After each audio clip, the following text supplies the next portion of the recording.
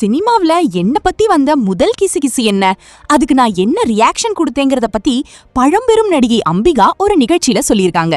1976ல வந்த சோட்டானிக்கரை அம்மன் படத்துல குழந்தை நட்சத்திரமா சினிமாவுக்கு வந்தவங்க அம்பிகா. அதுக்கப்புறம் 1979ல சக்காலத்தி படத்துல தமிழ் சினிமாவுக்கு வந்த அம்பிகா ரஜினிகாந்த், கமல்ஹாசன், சிவாஜி மாதிரியான பெரிய நடிகர்களோட நிறைய படத்துல நடிச்சிருக்காங்க. இப்போ சின்ன திரை சீரியல்ல நடிச்சிட்டு இருக்காங்க.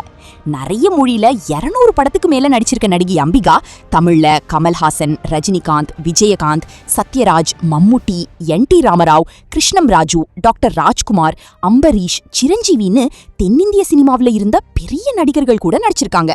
அம்பிகாவோட தங்கச்சி ராதாவும் அந்த நேரத்துல பெரிய நடிகையா இருந்தாங்க. காதல் பரிசுன்னு நிறைய படத்துல 2 பேரும் சேர்ந்து நடிச்சிருக்காங்க. சமீபத்துல ஒரு பேட்டியில தன்னோட சினிமா வாழ்க்கைய பத்தி பேசின அம்பிகா, சினிமாவில என்ன பத்தி வந்த முதல் கிசுகிசு நான் லட்சாவதின்னு ஒரு படத்துல நடிச்சப்போ அந்த படத்து ஹீரோவுக்கும் எனக்கும் லவ்வுன்னு எழுதினாங்க.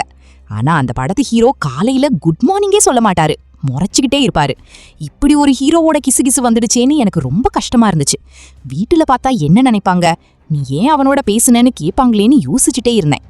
அடுத்து பிரேம் நசீர் சார் படம். அங்க நான் சோகமா இருக்க, அவர் வந்து என்னாச்சுன்னு கேட்டாரு.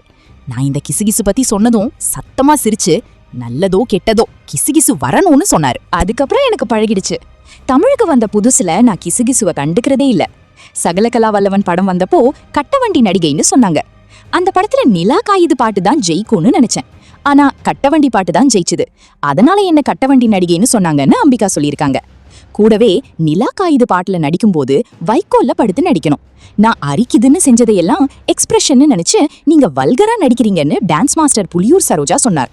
அந்த பாட்டு இப்போ வந்திருந்தா என்ன ஆகியிருக்கும்னு சில நேரம் நான் நினைச்சு பாப்பேன்னு அம்பிகா சொல்லியிருக்காங்க.